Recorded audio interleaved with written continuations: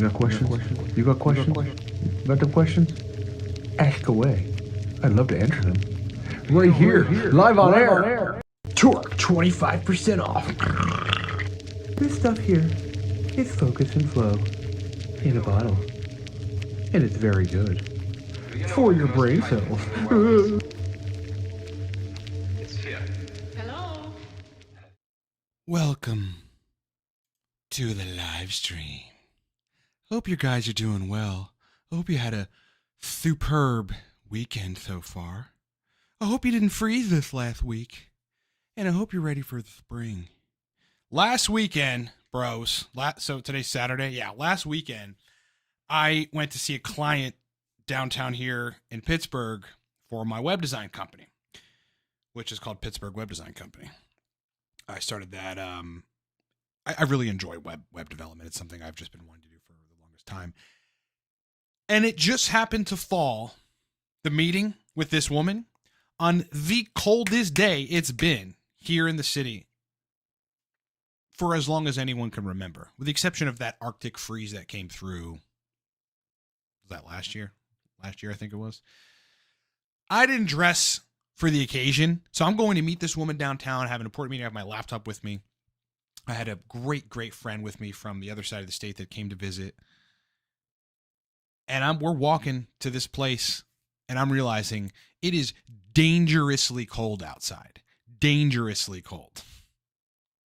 I'm like, I got to get inside.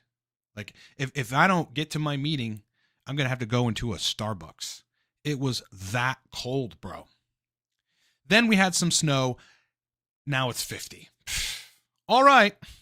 Sounds good. Anyway, boys, as we filter people in here into the live stream, we'll get some questions. In the meantime, if you got questions, serve them up. If you got super chats, I will dedicate and devote more time to answering those questions. So super chat support the channel. Otherwise, ask your questions and I'll answer them for free, just again, albeit to a lesser extent. Let's do some product placement. Let's put these bad boys here so you can see them. God, these stacks are incredible. You know, imagine having such a clutch 2 pills that you can just take that turn on brain performance. It's like, I think a lot of people are missing that in their lives. Or they're taking Adderall, or they're prescribed Modafanil, which is much better than Adderall, in my opinion. But regular Joes, they rely on, like, what's the energy drink? Like the newest one? I don't know. It's not Prime. That's more like a sports drink. Oh, God. G Fuel. G Fuel. Like, people like drink that stuff. It's like, come on, bro. Just take a couple good nootropics and you're in. Problem solved. Problem solved, boys. Yeah, my life has been, kind of hectic. A lot of business from my web development company, which has kept me very busy. Because with Cortex Labs, it's like, for me, I post content, I deal with some administrative stuff, and the rest of the company is very outsourced. So I have a good degree of free time on my hands. It's one of the reasons I really doubled down on this web development company. And it's been fun. I've been very busy. I'm still actively dating. That to me is, it's both fun and somewhat annoying. You know, it's just, you run into people and you get to see people's problems, you know, women's problems, like their own individual issues that make them a certain way when you date them. And I've been in some bad relationships in my life, and that's just not something I want to deal with. So the moment I see any kind of weird entitlement or anything that's fucked up, I'm completely out. So that's been, the story with El Datadora. But I think the most important thing that people can get right now is the following. You got questions? You got questions? Got them questions? Ask away. I'd love to answer them. Right here, live on air. Drum them up, send them through the pipeline. They end up on the screen. We get them answered. Trying to think of what's relevant biohacking wise for me. Yeah, I mean, I've been honestly, my regimen's kind of been pretty boring, right? The same nootropics or nootropic stacks that I've already perfected for me that I know work. I recently took Modafinil to work on an all-day project. That was fun. I didn't sleep particularly great that night. I slept good enough. but modafinil tends to do that. It's just such a powerful compound. That's mechanism is sleep inhibiting. You know what I mean? I mean, that's essentially one of the primary functions of modafinil is to inhibit that sleep thing. That is why when taking it, you feel so great. So I took modafinil recently. Again, bromontane is one of my favorite nootropics of all time, so I've been taking a good degree of that. I have modified, well, I mean, this is about 5 weeks ago, my TRT protocol. At week 6, which is coming up, I'll get bloods and see where everything is. So that'll be interesting and a topic for a future video, so I'm kind of excited about that. And otherwise, yeah, I don't know. I'm trying to find if there's a good movie to watch tonight. I gotta say, like, I don't know what happened. I don't know if it was COVID or what, but like movies these days, it's just really hard to find a good one. You know, I would love it if more of The Irishman came out, you know, with De Niro and Joe Pesci. That movie was phenomenal. It was 3 hours long. It was an incredible movie that went back in different time periods. It was a Scorsese film, so epic, right? I just wish there were more movies like that. The Killers of the Flower Moon with DiCaprio was pretty good recently. I wish that Gerard Butler would come out with a new movie. He's been cranking them out, so you know, I guess I can't complain too much. But you know, any Gerard Butler movies are epic. I mean, the guy's just the best singular actor. The whole movie's about him, and his situation is usually like a war movie or whatever. And so I thoroughly enjoy that stuff. If you guys got questions, ask. I want to make sure the chat is working. Yeah, I guess the chat's not working. All right, let me reset it. Give me his segundo. In the meantime, serve him up. Get him ready. You got questions? You got questions? Got them questions? Ask away. I'd love to answer them. Right here, live on air. All right, gentlemen. Let me quick fix the text here. This has actually happened 2 weeks in a row, so I'm not sure why that does that. And let's get some questions answered. Gentleman. Hey, gentleman. What's happening? Gentleman. Oh, no, I can't scroll up. All right. I think we're good.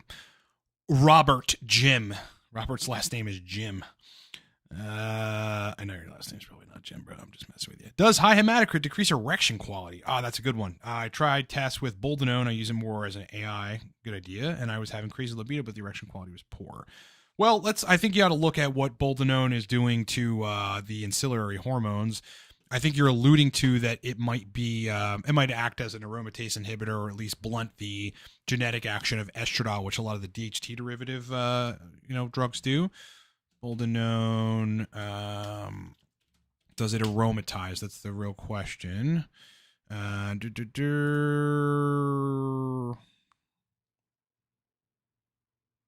Yeah, that's an aromatizable androgen. Okay, so you want to look at whether or not that is fussing with estradiol. I mean, I don't know what your estradiol is. Hematocrit is likely not going to cause ED.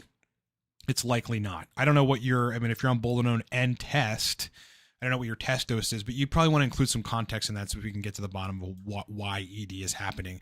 The tricky thing about erectile dysfunction, especially on androgens, is that people tend to think that it is an actual penile blood flow erectile issue, and sometimes it is, but most of the time it isn't.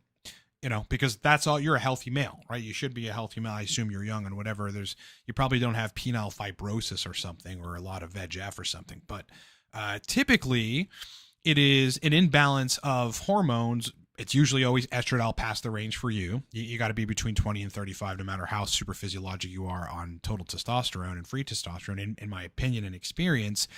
And, you know, so if your libido, your desire for sex is subpar, erections are going to be subpar as well. Throughout various experiments that I've run on TRT, I've tried to not take an AI with higher doses, and I just can't do it. The estradiol goes far past, the range for me. And not only do I lose erection quality, but I lose interest in sex. And I think losing interest in sex really happens first, and then erectile function just goes to shit. Additionally, though, higher estradiol does induce vascular problems in the male penis, so you really want to look at that. So I don't think that hematocrit would cause that issue. I'd wager it's something else, and you kind of got to look at what else might be happening. If you can post your bloods, I'd gladly look at it. Just kind of post them in a comment. Melan is saying, I'm finally back. Do you have any experience with Tutka? I don't. I believe that's a liver modulatory compound. Let's see. Tutka. There's a lot of people that seem to talk about it. Inhibitor of apoptosis by interfering with mitochondrial pathway of cell death, inhibiting oxygen radical production, and reducing endoplasmic reticulum stress and caspase activation. I think that looks pretty cool. Counteracts the toxicity of regular bile acids when they're backed up into the liver. I haven't used it. Yeah, I mean, for me, what are the traditional liver compounds? God, I haven't even worked on my liver function, because I did back in the day, because I thought there might have been an issue for quite a long time. Frankly, I'd be taking liquid liposomal glutathione if I was concerned about liver function. Yeah, and I just restore all that intracellular glutathione, which, is markedly more effective than anything else that you can do for liver function. Get your glutathione restored and where it needs to be. That's what I would suggest. Good questions though, boys. My chat, it seems to be malfunctioning. So, if you guys are asking questions that are not getting answered, it might just be my chat. I'll have to reset it in a second, but let's just give it some time, because this is the live. You got questions? You got questions? Got them questions? Ask away. I'd love to answer them. Right here, live on air. Right on air, boys. Right on air. Let me just run another test. Yeah, I don't know why the chat keeps failing. That's weird. That is really weird. Hold on, boys. I'm going to have to get the chat back up, because the chat doesn't seem to want to work the way that it's supposed to work. Overlay. Forever.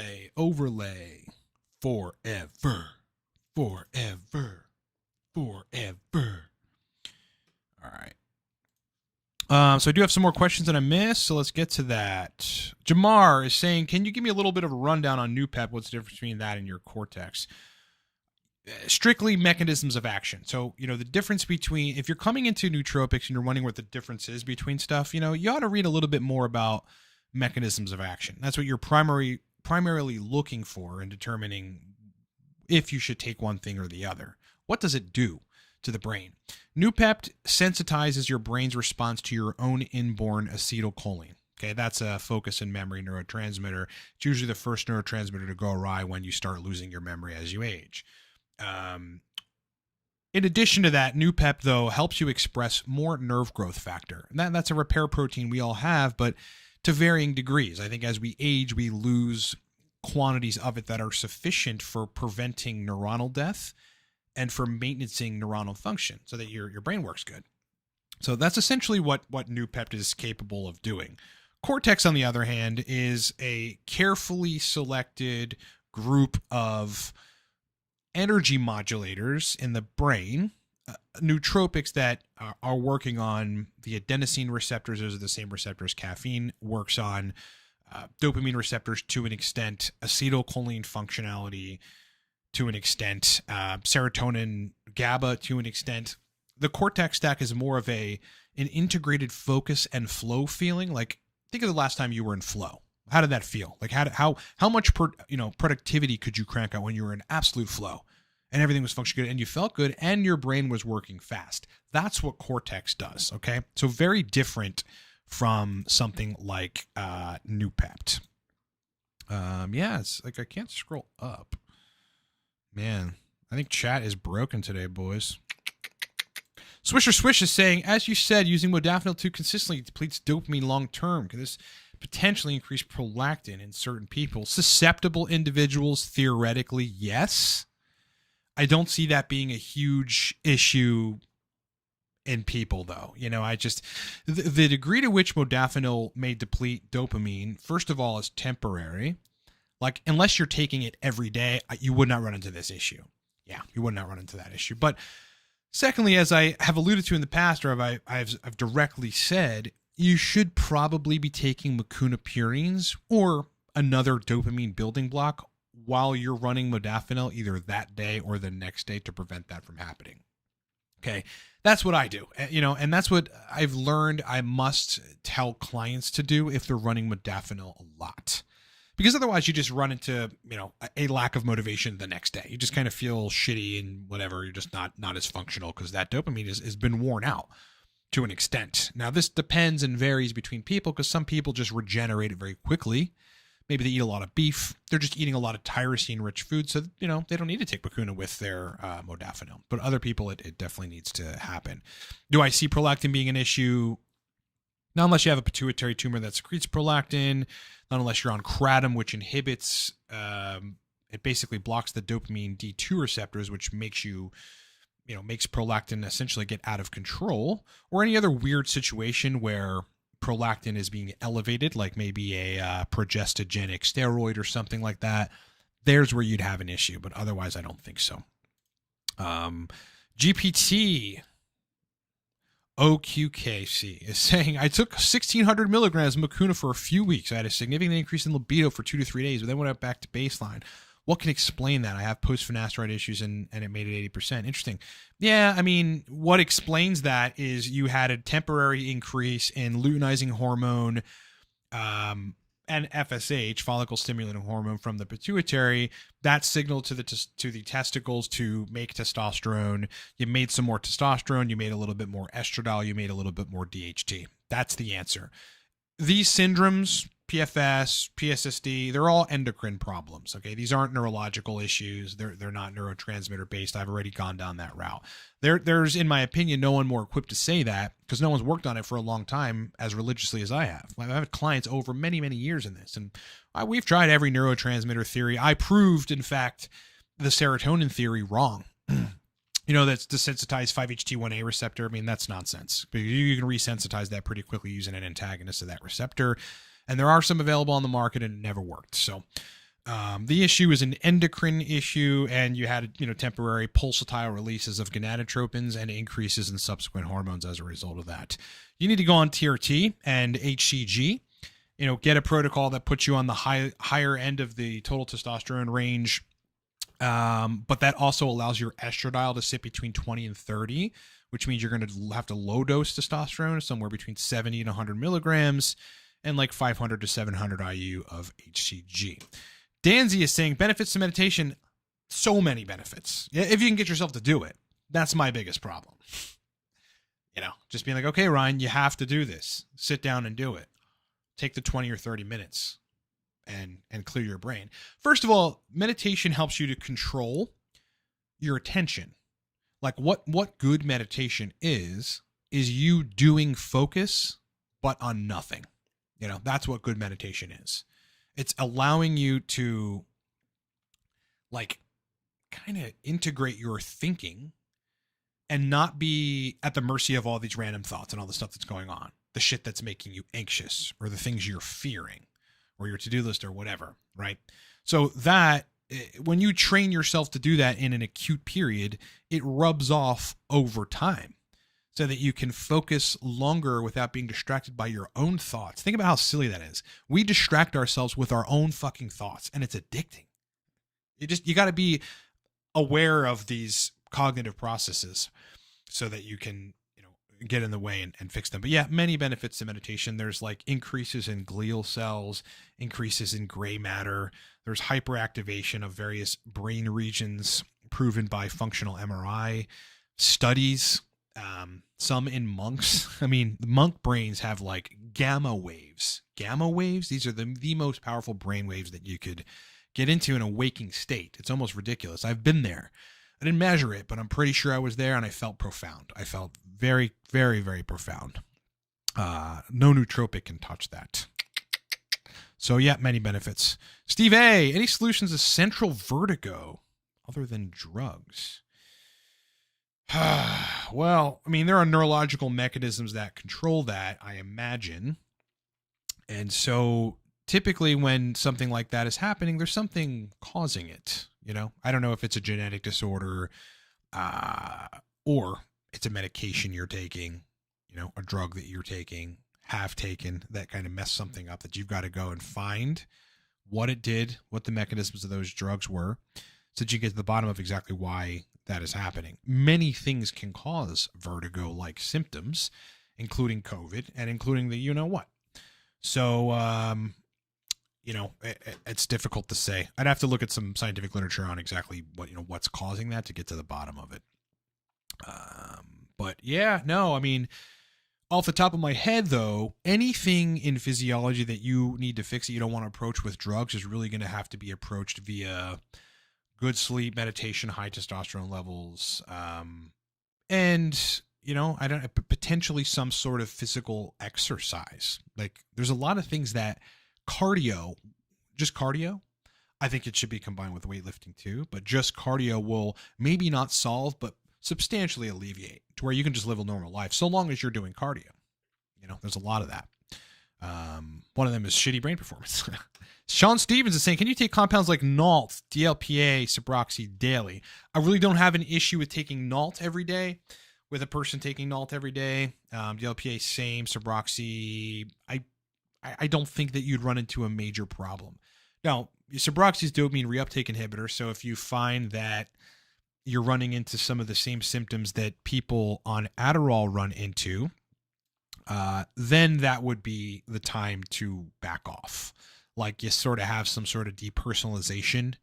Maybe you're so stimulated that your personality goes by the wayside and you start being addicted to people. That kind of thing would happen if you're consistently inhibiting the reuptake of dopamine. Okay, so you don't want to do that consistently. Other than that, I really see no problem with taking these compounds, pretty consistently. Especially NALT. I think NALT is a nootropic that you could get away with taking every day if you absolutely wanted to or you absolutely needed to. Yeah, I see no issue with that. All right, let me scroll up on the chat and see what I missed. Walter White is saying, let me bring your thing up here a little bit. I think we got cut off. Best sleep aid for shift worker. Sleep aid. I can fall asleep and only stay asleep for 5 hours. Looking for someone. Well, if you're a shift worker, I mean, that tells me you're probably taking some sort of stimulants to stay awake on your sleep, or your work shift. So, what are you taking? Is that inhibiting your sleep? Otherwise, you'd want to be looking at 2 to 3 grams of glycine. 2 to 3 grams of glycine would be pretty useful. Usually is. I mean, it doubles as an inhibitory neurotransmitter, and it prevents a lot of the kind of excessive brain activity when you're trying to sleep. In addition to that, if you took 500 to 1,000 milligrams of ashwagandha, that would probably help just via modifying cortisol in a positive way, which in those situations is very awkward. Like, I ran into this in the military where, like, I'm hypercortisol training, etc., or when we were in Iraq doing fucking missions, talk about hypercortisol, and then I have to sleep. So sometimes it's impossible. And, I didn't at the time have access to, whatever stuff to help me to do that. Bubbles is saying, is there something stronger than dihexa for neurogenesis? Not really. Otherwise, you'd be looking at uridine and citicoline together. Robert Jim, what are your thoughts on Sustanon and the multiple peaking esters? So Sustanon, I believe, is a combination of a bunch of different esters, as far as I remember.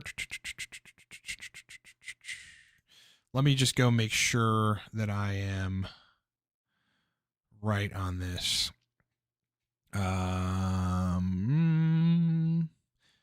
Yeah.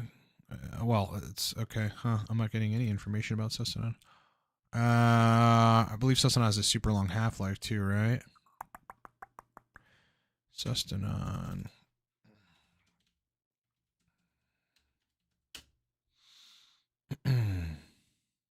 Yeah, it's got propionate, phenylpropionate, isocaproate, and deconoate in it.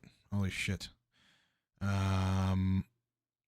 My opinion on some of those longer esters or mix of esters is that for me personally and clients, I've never really seen them be as effective as we want, because it's very difficult to dial in when you don't exactly know what the half-life is. When you got multiple esters with multiple half-lives, I mean, they try to conjugate it and put it together as if, it's going to be a 21-day half-life or whatever, but is that really accurate? Each time you change your dose, I mean, you're looking at how many weeks?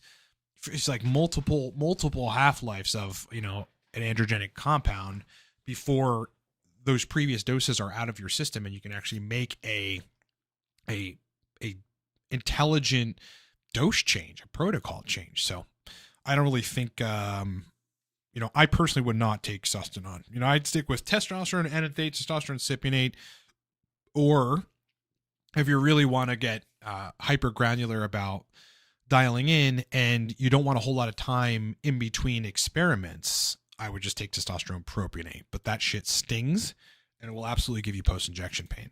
Yankee Apple saying, how much additional test or estrogen would you expect from 500 milligrams 2x week of HCG? This is on top of 100 milligrams testosterone cypionate. So if you're on 100 milligrams of cypionate and you're relatively lean, you don't drink a lot, you don't smoke a bunch of cannabis, I don't think that's a huge issue. If you're already on 100, I mean, if you don't aromatize a lot, 100 milligrams would take you to like 20. 100 milligrams alone with no HCG would put me at like 20 picograms per milliliter.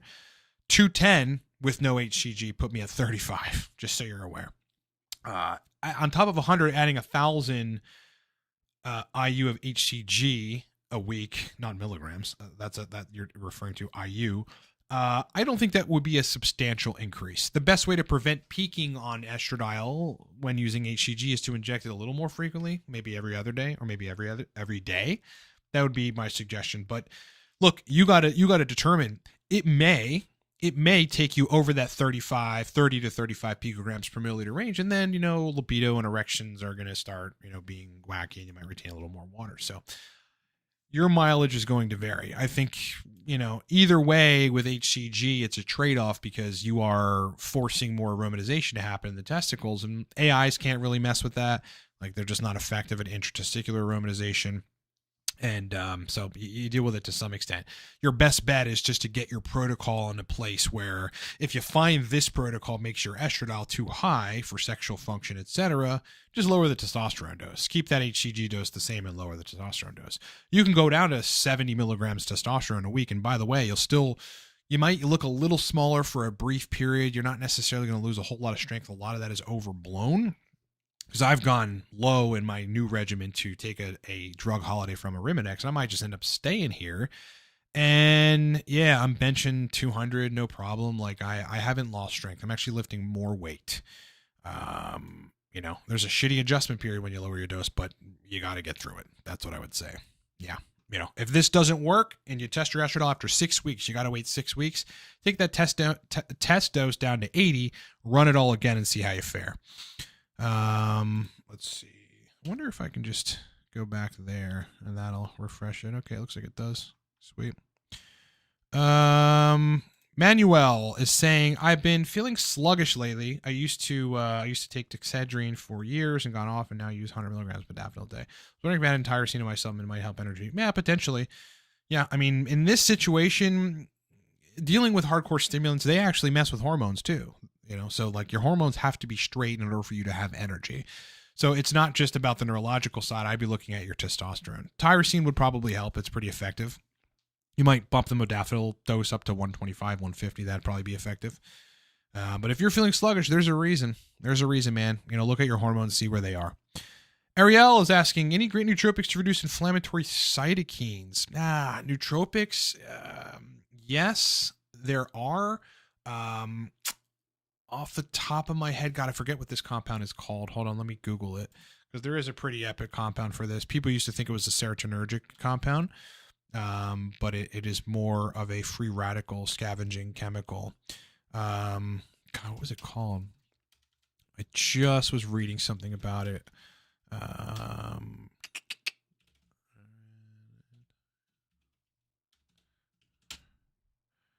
No, it's not. It's not Damascena.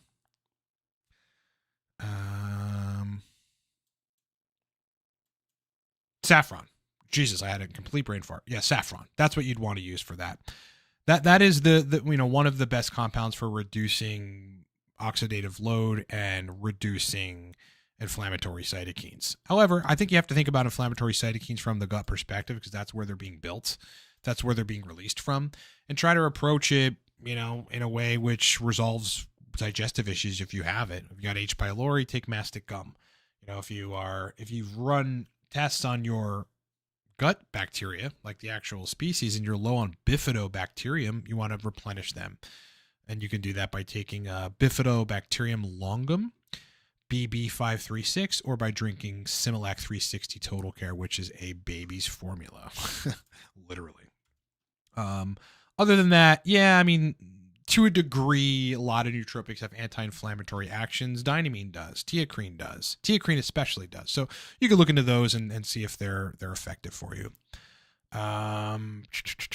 Tobias is saying Alzheimer's prevention, difficult one, really difficult one. I mean, you just got to be bulletproof on everything that you do and eat. Critically, you must get your B vitamins in, whether that's through diet or supplementation. And most people just kind of, in my opinion, should be supplementing with B vitamins, but you want to get just the RDA, not over, because then you get side effects with B complexes. So get a men's 1 a day multivitamin, multimineral. And that's a good degree of prevention of Alzheimer's in and of itself. The B vitamins are heavily, heavily studied for, going wrong in Alzheimer's as well as preventing neurodegeneration. But on top of that, you can't be doing stuff that makes your neurons die off quicker.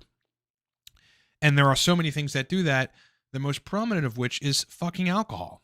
Okay. You can blunt some of that by taking Alcar, acetyl L-carnitine, which is also anti-Alzheimer's. That prevents some of that oxidative stress that will happen on brain cells from alcohol. But generally speaking, you just don't want to drink a lot of alcohol. So B vitamins and don't drink alcohol. Eat really well, sleep really well. Make sure your testosterone's high. I find it difficult to believe that a 75-year-old guy that is maybe even predisposed to dementia, that has high test and does these other things correctly, is going to get dementia. Malan is saying, ever heard of glutathione intravenous glutathione administration? Yes. It could help with brain fog so long as like some oxidative stress load or some toxic load is causing your brain fog. If it isn't, it's not going to do anything. You can't shoot in the dark with stuff like this, guys. You must, you must know exactly what's causing your problem. Shooting in the dark is going to cost you a lot of money and waste you a lot of time. Definitely. Sean Stevens, best compounds for healing damaged nerves, probably BPC 157. It's a peptide. Ghost Fusion is asking, hey Ryan, you have any thoughts on progesterone, pregnenolone, DHA supplementation? I've seen some fascinating anecdotals about brain performance and energy levels while dosing them. Yeah, I have. I've taken pregnenolone, which is really master hormone for all those hormones, back in the day before I was on TRT. And yeah, it gave me a physical boost. It gave me a physical energy boost. And that was probably via increasing testosterone levels. Like I didn't test it at the time. But yeah, it was noticeable. It noticeably helped me run longer and not be as tired when I was a runner back in the day, which I wouldn't do again.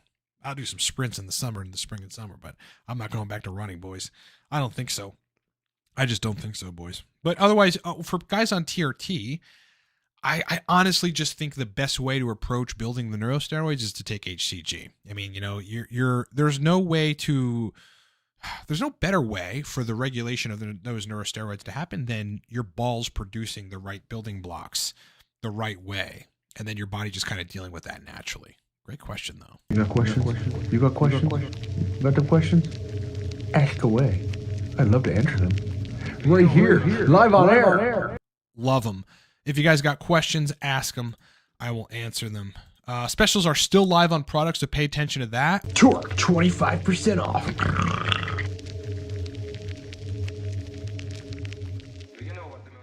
That is the code for the Torque Stack, Cortex Stack, also on sale. This stuff here is Focus and Flow in a bottle.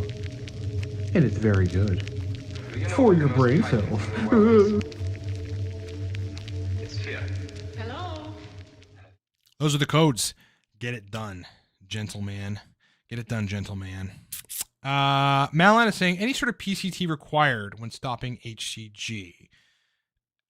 I mean, required is a hard one. You're going to go through 4 weeks, 2 to 4 weeks, but probably 3 weeks, 4 weeks of not having adequate levels of testosterone as your gonadotropins and the pituitary starts to function normally again. It is gonadotropin hormone releasing hormone needs to then signal downwards to create gonadotropin releasing hormone, which is going to make your own inborn LH and FSH. So that's going to take 4 weeks or so, mean 2 to 4, you're probably looking at like literally 3 weeks before it starts again. And then still, you're going to be in a lower androgen state because your body is used to how much androgens you were making from HCG. I don't know what your dose is, but you know, that is the case.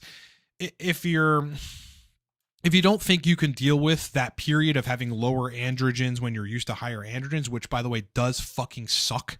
You know, it happens when you lower your dose. I lowered my TRT dose very drastically and a couple times. And this last one, it sucked for 2.5 weeks, 3 weeks. You know, even into week 4, there was, you know, some energy deficits that would come and go and whatever. So, you know, it's not fun. It's not fun having super physiologic levels of androgens or high levels of androgens and then, you know, having them lower. So you have all these androgen receptors that are used to all that androgenic activity, and then there's far less androgenic activity and you got receptors not being bound to at all, and you end up feeling like you have low testosterone. But that will balance out as time goes on. So, you know, it depends on if you want to go through what will be 2 to 3 weeks, 4 weeks of probably feeling shitty. I mean, there's just no way around it. Less energy, etc. But, you know, if you've been taking HCG consistently, yeah, you're shut down from the pituitary perspective to a large extent. So choice is yours. Do you want to go through it or not? If it was me, I wouldn't PCT. I'd go through it because I already know what it feels like. I don't know how to deal with it. Like androgens dropping, you know, for that brief period, you're going to feel like shit and then it's all going to come back. And natural is good if you're functioning naturally really well. Like if those systems fire well, you're going to feel really good natural. Ghost Fusion, to Sean's question, I found Alcar incredibly useful for hearing peripheral nerve damage. Yeah, I believe that's one of the things it's studied for or useful for. Danzy, does high testosterone increase confidence? 100%. Yeah, so long as your estradiol is managed. So, you know, you can have high testosterone and then you don't manage estrogen because you've been watching some wacky YouTubers or something.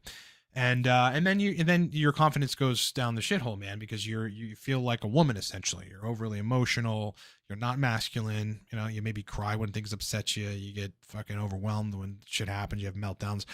That's what happens when estradiol is too high, and that can happen from having too high testosterone. But if you manage estrogen and have high testosterone, first of all, it's really hard to make you cry. I learned that when I really got tested in a manageable place and it was consistently high. I'm like, I couldn't fucking cry anymore. I was like, I didn't want to. I just handled things. And so, yeah, for sure. In a dating context, you're a lot more confident when your test is high, but you're naturally confident. It's like, you don't really have to try. You're just, this is who you are. This is how you are. You're assertive. You want your way. You try to control things. That's how males are. So yes, increasing testosterone, so long as estrogen is managed, increases confidence pretty substantially.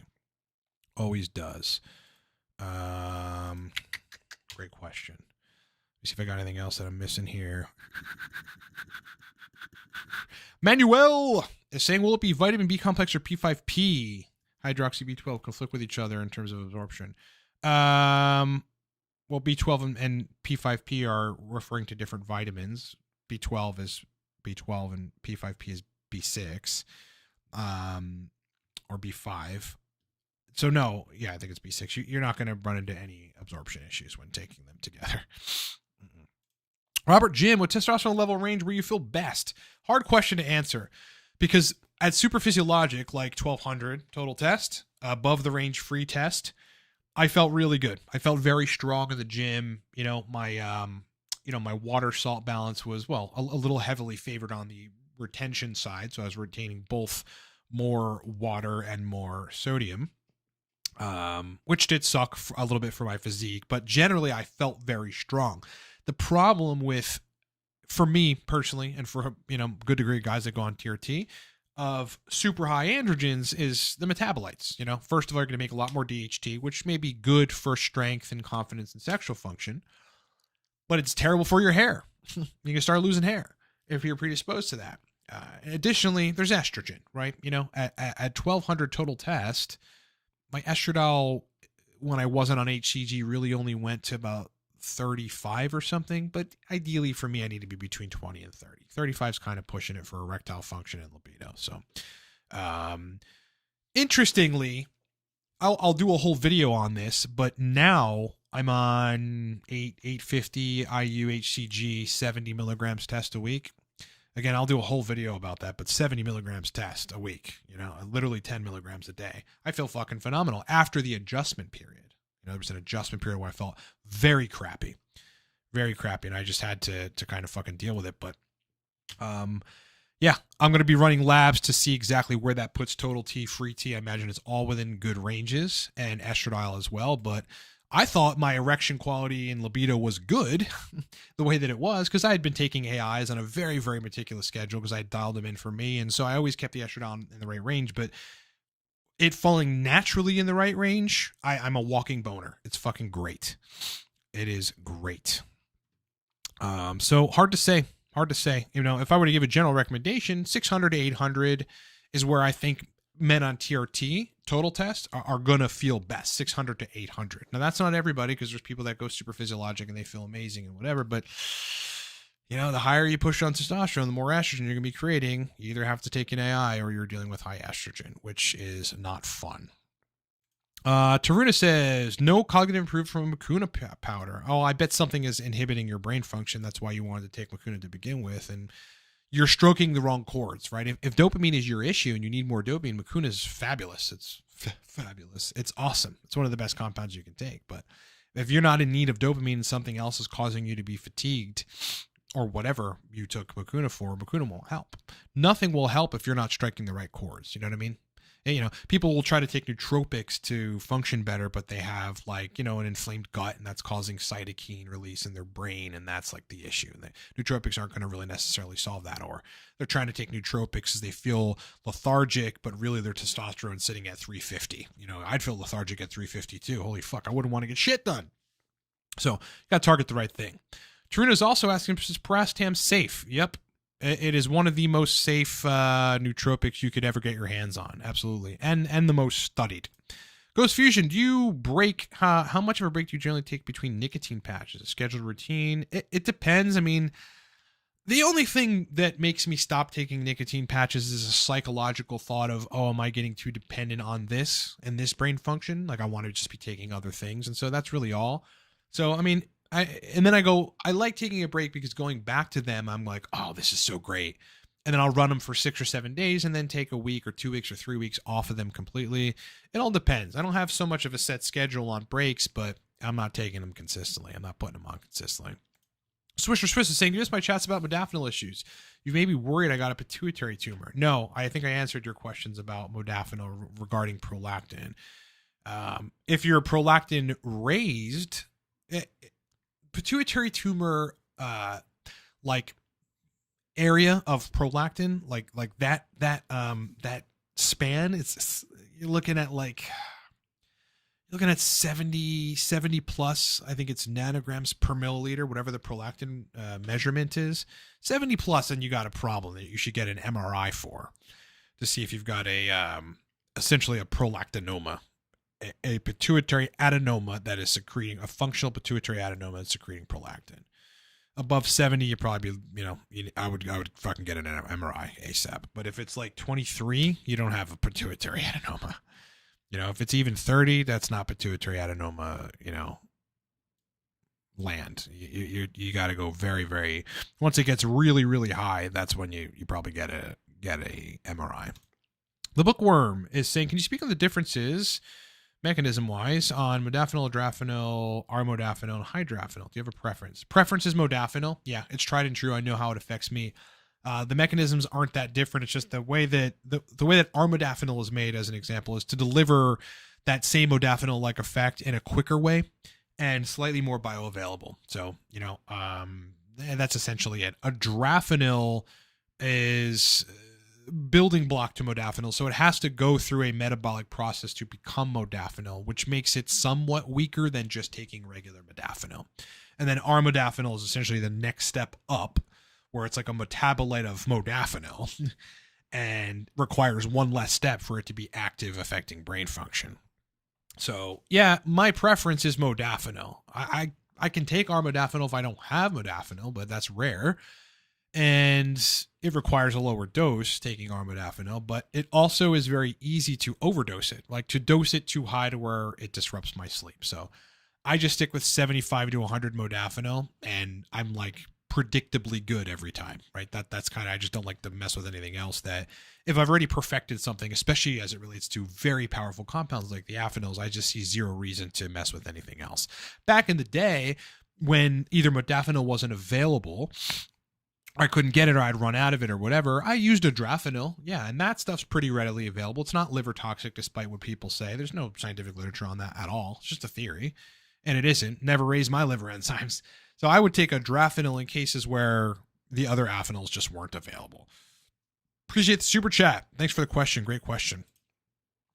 Lewis is saying, have you tried CMX or PT141 for libido? Tried both, didn't notice any change. Yeah, you guys always got to remember, if you have a libido problem, something's causing that, right? So some things can paint over dirt, like PT141 would paint over dirt in that regard, force some hypothalamic dopamine release and give you your libido temporarily. And that's what it does for most people. But if your libido is so bad because something else is really wrong, like ultra low testosterone, ultra high prolactin, ultra high estradiol, or it took some serotonergic drug that fucked up, the neuroendocrine part of really the gonadotropin release part of sexual function, then PT141 won't be useful. At the same time, what is your dose, right? Because I've seen people have to go up to a whole 2 milligrams of PT141, which is like nauseousness territory. It'll make you nauseous when you take it and give you like flushing, somewhat similar to flush niacin. But it's highly effective for libido and erections in that, 4 to 8 hours later and for the next, call it 24 hours or so. So you have to look at all those things. Mal N is asking, any bad side effects in taking anastrozole? People paint AIs in a really negative way. Yes, there can be. Absolutely. Look, the shitty thing about anastrozole is that, and aromatase inhibitor drugs, they weren't made for guys on TRT. They're made for cancer patients, right? So the problem with that is they're so effective at, binding right to the heme iron of the aromatase enzyme and preventing it from fucking functioning, that your estradiol drops 60 to 80% in 24 hours. That's a lot. It's a big drop, even if you're dosing the anastrozole low. So yes, dropping estrogen quickly has a number of side effects, not the least of which is peeing your brains out because you've changed your antidiuretic hormone set point. That's what estradiol does. When it's high or low, it changes the set point of arginine vasopressin. So then you retain a whole lot less water. You start urinating out all your fucking salt and you start feeling wacky and shit. So that's one thing. At the same time, I think there's a lot we don't know about the necessity for aromatase expression in your body, that when you reduce it to too much of an extent, your body doesn't like that. Your body kind of freaks out. That's why you want to take as little Arinex as possible by dialing in the dose perfectly, having high enough testosterone administration so that when you take Arinex, you're not pushing it below 20.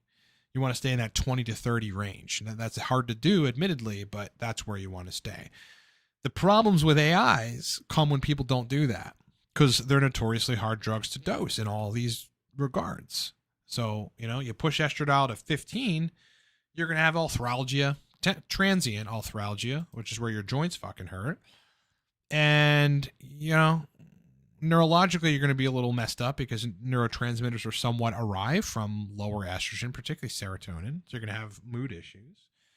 So there's a ton of side effects from dosing AIs the wrong way.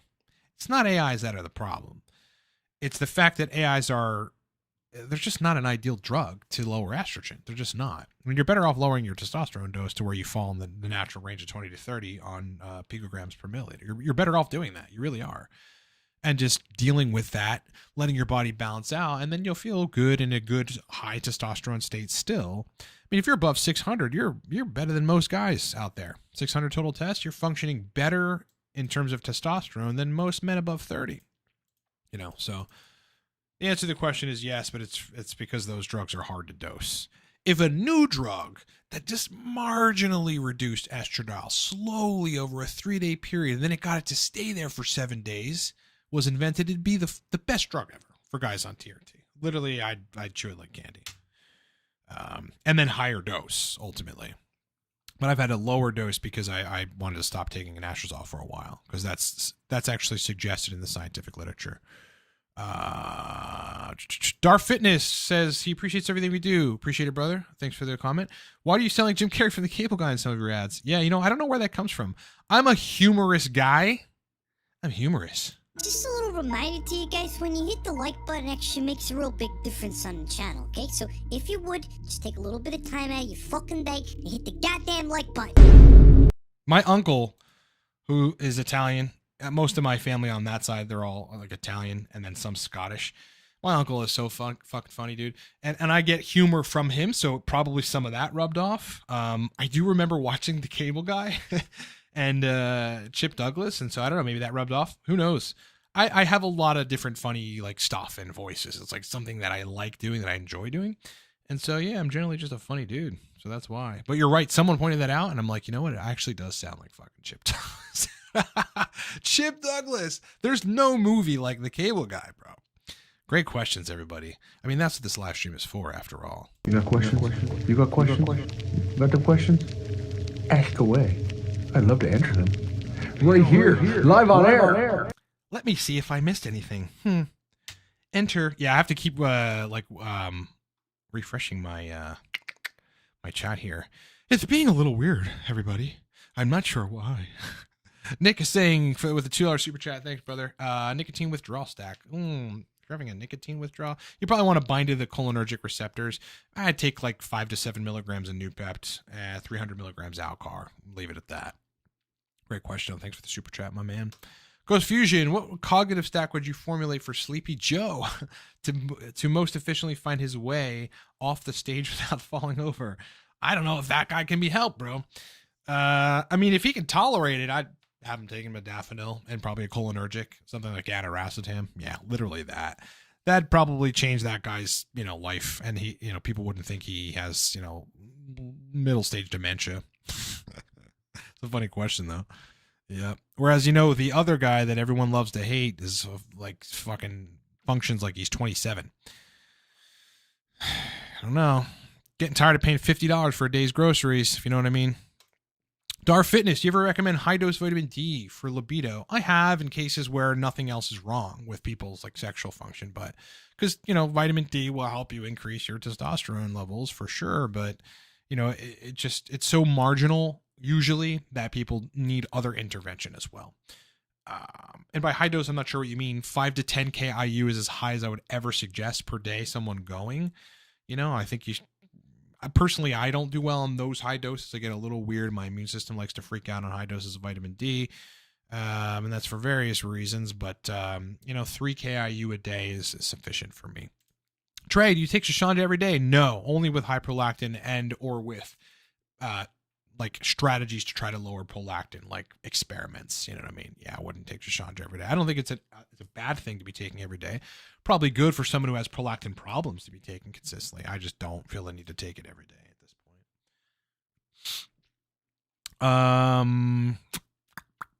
Street 618 is asking with what regularity can we take anacetam without raising tolerance? Yeah, that's a good question. Because that drug especially, tolerance comes on pretty quickly. So 2-3 times a week. I mean, you can run it 3 days in a row. You could probably try to get away with 4 days, but then take 3 days off, And then I like to say, I've always said, and it's been effective for me, but no one ever listens. Sometimes you have to take a month off of a compound for, just reset it. Just change even the system that you're working on and work on dopamine instead of acetylcholine. So that's generally the answer to that question. Yeah. It's so weird because I'm not even sure that tolerance is happening at the receptor level because it's not supposed to, according to the mechanisms. I think that tolerance might happen it's like your response to the drug and your own subjective feel of how performance feels is. Like an example is I can take anacetam for 7 days straight. On day 4, I'll start noticing it's just less effective. But then I'll take it for 3 more days, same thing. But then if I stop taking it, I'm like, now my brain performance is markedly lower and I notice it. So it gives a little less stimulation once you get sort of that tolerance effect, but the brain performance is still there. Ishmael is saying, what would you rate safety of 9-ABC from 0 to 10? Hard to say. 6 to 7. And that's only because the studies are the long-term safety data is kind of lacking. We just don't have a lot of it. And I wish we did, but we don't.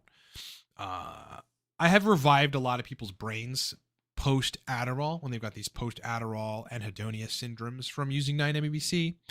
We had nothing but good results for long durations of taking 9-MEBC. Effects of taking modafinil more than once a week. Yeah, maybe some temporary mild dopamine depletion, which you can remedy by taking mucuna purines. Other than that, more than, like twice a week, yeah, it's just super safe. Ishmael is asking, what is the best for dopamine upregulation, uridine or 9-MEBC? We talked about this last week. Receptor upregulation, 9-MEBC would be useful, not uridine. Yeah. 9-MEBC would be useful for receptor upregulation. Potentially even antagonizing some dopamine receptors for a very brief period, and then I bet you'd get some upregulation with it too. My other channel, too much in my life, that's why I'd love to be making like some of those like hardcore business and philosophical, like life philosophical videos, because that's how I operate, right? All that stuff is how I operate and think, and it drives me to be successful in life. But I just don't have time. I don't have time to film them and edit them and whatever. I just don't have the time. I don't have the time. That's really why. I've started another company that is now popular here in the city in Pittsburgh, and that takes up a good degree of my time as well. So I just don't have the time. Swisher Swish thinks that people get itchy nipples after modafinil. Weird one. Maybe it's like increasing estrogen or something. Probably more of a histamine response than a hormonal response, though. I haven't tried the paraxanthine capsules yet. Just too many things on my list, Trey. But I'm interested. I am interested. I just got to get to it, man. Valan, do you take regular B vitamins or methylated versions? Apparently, people have issues with methylation. Yes, some people do. I take regular B vitamins typically, yeah. I've taken methylated B vitamins and they tend to make me feel a little weird. So there's something going on there where I probably don't need enhanced versions, or I don't need to be getting the methylated versions. I can methylate them myself, and that ends up working out better for me. C-Lank, yeah, relaxed feeling is what I get from taking it. Yeah, just kind of chill, maybe a little more brain performance. It more relaxes me than it does make me perform better. Steve is asking an important question. Does weed increase prolactin as much as kratom? No, I don't think it will as much. No.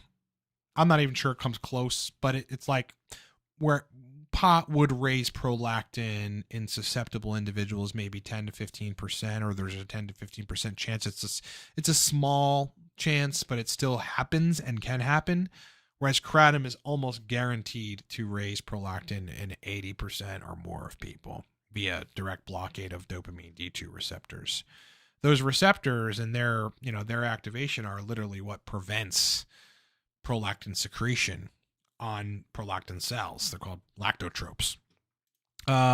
Ishmael saying, just curious, what is your college degree? School of Hard Knocks, my boy. United States Army from 19 to 24, a tour in Iraq, and then rather than spending $100,000 on an MBA and wasting 5 years and learning how to do fucking taxes like an idiot and thinking you know something, I just went and started companies myself and failed for years and then learned everything. I was recently talking to somebody about that, and they're like, you did all this? You just did it all? Yeah. That's the best way to do it, man. That's the best way to do it. Was it hard? Yes. Did I want to give up 100 times? Yes. Did that eventually pass? Yes. I never want to give up now. Are you outcasted in some sense? Yeah. My family didn't know. Some of my family was like, Ryan's not going to college after the military. I had money for it from the military. Now I show up in the 7 Series BMW and nobody says shit. So that is the routine. Now, if I wanted to be a doctor, I would have had to go through 15 years of school. That's it, and residency and fellowships and all that stuff. But I just don't have the time. I'm now 40, so I'm not gonna go to medical school for the next 15 years. And then I'm 55 and I can start a medical practice. No, thanks.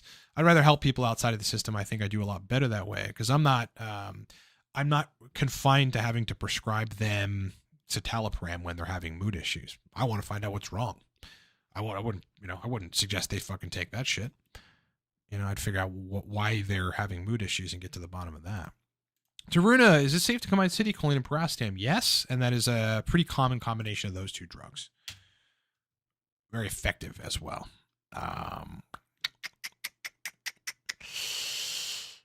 Is 10 grams of fish oil beneficial? I don't think it'll be problematic. Might lower your blood pressure a little bit. Beneficial? Probably. But I think that's a pretty high dose. How many mLs is a good starter dose for non-MBC? Good starter dose is 20 milligrams. Josh is saying SHBG is too low.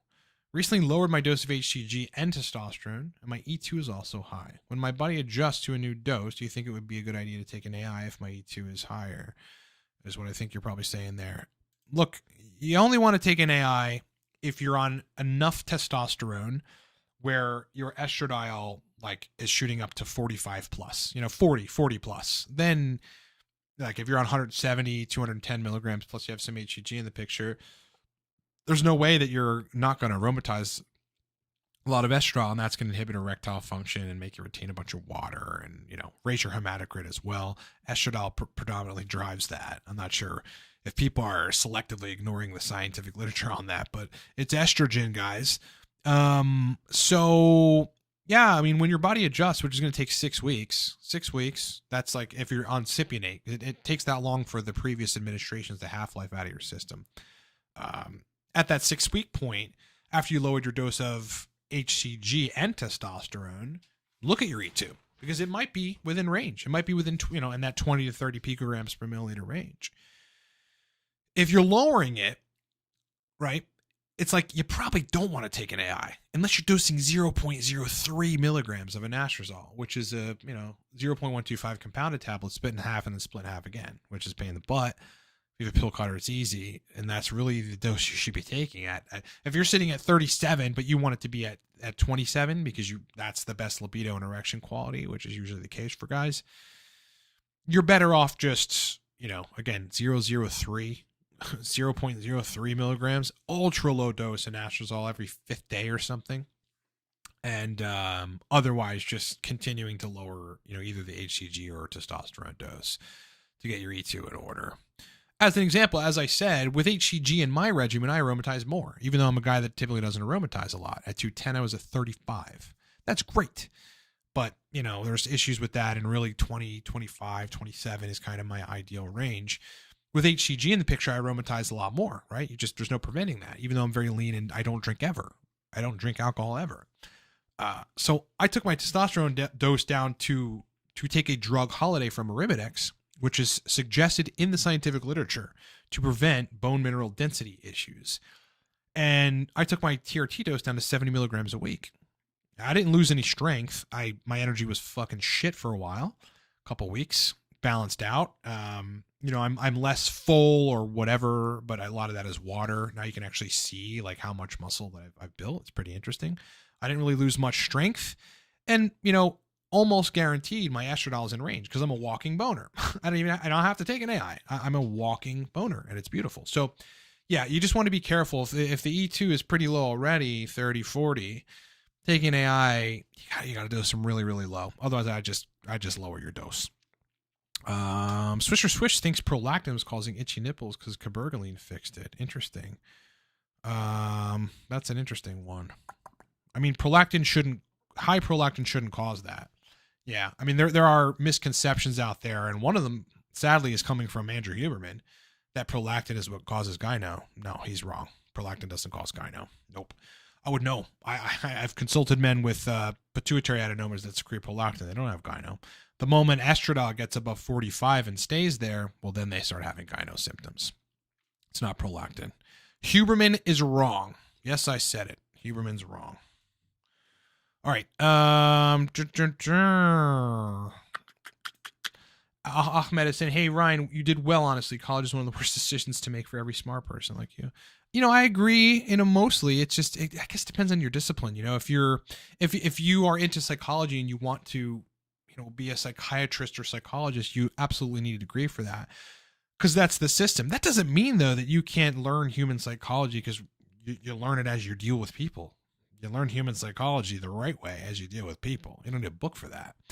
But, and that doesn't mean you can't help people in a capacity where you're helping them to overcome some of their psychological inadequacies, because you certainly can if you're good at it. But to operate within the system, you need those pieces of paper that say that you sat through classes, you know, and probably did drugs and drank too much and had a lot of sex. Like, that's college. So it's really a weird situation, man. Trey is saying, I think I'm burnt out from too many stimulants. Is Mucuna good for recovery? Probably not, because it's raising adrenaline too. So no, I'd be high dosing some theanine, man. Maybe that'll help. But yeah, I've been there before, where too much high doses of stimulants, too consistent without breaking, and work that's correspondingly, you know, getting executed, where I'm just like, I need to like watch movies for 2 days and do nothing. Oh man. Yeah. The system doesn't support, you know, what I suggest people do. Not everybody, but you know, look, I just wasn't cut out for school. In 7th grade, when I was failing pre-algebra, I'm like, what the fuck is this? First of all, you know how everybody goes, you're never going to use this. I knew then I'm never using this. Unless I'm going to be an engineer, I'm never using any of this. What is this? You know, like, I had a really difficult time in school because you couldn't indoctrinate me. You couldn't tell me like, this is how you have to be and you be in the system. You couldn't. I already realized it was bullshit when I was 14.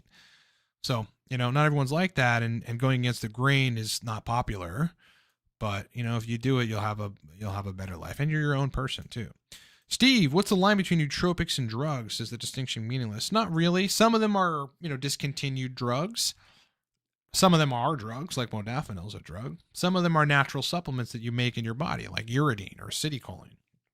You make these things in your body. So, you know, there is a distinction, a huge distinction.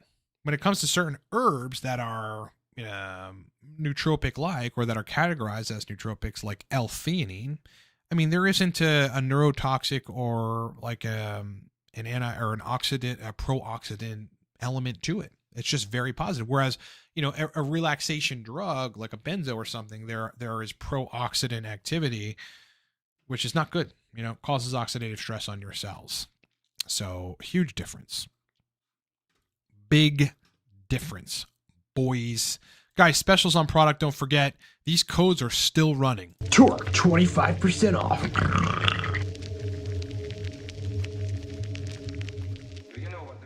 You enter that code at checkout after you add a bottle of Torque to your cart. Same thing with Cortex. This stuff here is Focus and Flow in a bottle, and it's very good for your brain cells. Hello.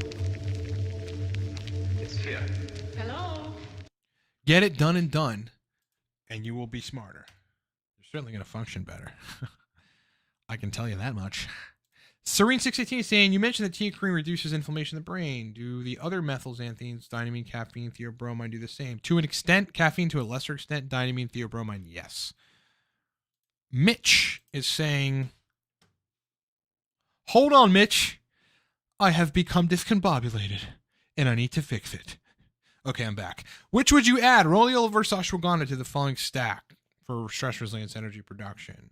Modafinil, Alcar, theanine, Mucuna, CDP, choline. Preferably ashwagandha, just because for me, rhodiola really doesn't give me that relaxation effect like ashwagandha does. Like, rhodiola has different mechanisms too. It's kind of like, it can energize you. And so for balance, I'd be running ashwagandha for sure. I missed this question. Josh is saying, I was recently watching your other live streams and have seen you talk about Proviron. How can that help with PSSD? And how can I get my hands on that medication? I know you can't talk about it. Yes, I can. But you can book a consultation with me and we can talk about it. Proviron, so in the scientific literature, number one, in addition to real life, right? I've seen this work. But in the scientific literature, the way that it is helping people with long-standing sexual dysfunction is it's recovering mutated androgen receptors. I'm not saying that's the problem with people that have PSSD, because I really don't think that it is. I can't prove that. And I just don't think that it is, because I've gotten people better by just getting hormones in the right place and having them stay there, which is a problem in and of itself. It's hard in and of itself, because people respond differently to TRT and HCG and whatever. But yeah, Proviron, Misterolone, modifies these binding domains on the androgen receptor in a way which corrects the function, the genetic action of the androgen receptor post-receptor binding that your own inherent DHT can't resolve. Mysterolone or Proviron is a DHT derivative. It's made from DHT, but it's just slightly different. So the reason that it fixes some people's sexual dysfunction is because it's probably fixing mutated androgen receptors. And I don't even know how that would how androgen receptors would get mutated. But it's not out of the wheelhouse, or it's not out of the realm of possibility that it can happen. With PSSD, by the way, TRT, HCG, keep the estrogen between 20 and 30. Stay there. Take 10 milligrams Cialis a day. Do penis pumping. You know, you'll get better in time. You just got to give it time and stay at the right hormone levels, and don't want to change your protocol. Sam Thompson is saying, I've noticed 7 milligram patch lasts about 6 hours, after which I feel tired. Mechanism behind the tiredness? Hard to say. I mean, you just might be taxing some sort of resource in terms of energy that you don't have, that you're not getting. You know, I mean, nicotine tends to make you not want to eat if you got a patch on. And so if you're not eating for 6 hours or whatever, then you're going to feel like shit. You know, people like to disparage the notion of like needing to eat every couple hours. Okay, so just go keto and kill your gut bacteria, your good gut bacteria, and derange your serum electrolytes because you think it's cool or something. It's fucking dumb. So eat. You know, I eat. Wow. 1, 2, 3, 4. I mean, I probably eat 6 times a day. Yeah, I eat 6 times a day. Snacks and then meals. I got meals, snack, and yeah, if I go even 4 hours without eating, I feel fine, but I want to eat. You know, I want to eat. I just function better. I also go to the gym and crush it every morning. I also, you know, run a high capacity 2 businesses which require a lot of brain function, so I need to eat, right? So you might just be taxing yourself because you have that extra energy from the nicotine patch, to where you're not, you know, you're depleting some resource, or maybe you just need to eat more. Josh, resources, can you help me lead in the right direction and getting my hands on it? Nope, not live on stream. That is a drug that's just, you know, you can't get in America. Again, you can get a consultation with me if you want to discuss that. Financial wisdom guru. It says, would you use finasteride to keep your hair? Never. Modafinil, never. I would never, ever, ever in a million years touch a 5-AR inhibitor, whether supplement or drug, because I've seen too many clients come to me with pretty muted sexual function from taking these drugs. There's a better way, or grow a fucking beard and go bald. Don't take those drugs. All right? Don't do it. No reason. Mitch is saying, looking forward to doing some consulting. I'm the GOAT. The GOAT. Yeah, physically feasible. You know, for the bigger consults, I just had to raise the prices because I was getting overbooked before, and, you know, I couldn't handle all of it. So I just had to raise the price, and it makes sense. The more expertise you have, the more you should be charging for your time. With consults, I spent a lot of time with people, like dialing in protocols, looking at labs, making suggestions, changing things, you know, crafting protocols that these guys are going to follow that are going to affect their brain chemistry on a daily basis and their hormones and whatever. So for those of you business people that have the budget, go book me at livecortex.com. All right, guys, I'm going to end the stream.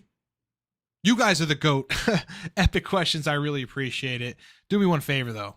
Just a little reminder to you guys, when you hit the like button, it actually makes a real big difference on the channel, okay? So if you would, just take a little bit of time out of your fucking day and hit the goddamn like button. Makes a huge difference, boys. Makes a big difference. I hope you guys have a great rest of your weekend. More content obviously coming this week. Mondays are always good days for content. It seems that our videos get more views on Monday, so definitely there'll be another video that gets posted on the channel on Monday. Like the video if you could. Sub to the channel if you're coming here for the first time. Go to livecortex.com. Use the discount codes that are in the description to get discounts on product. And I will talk to you guys on the next one.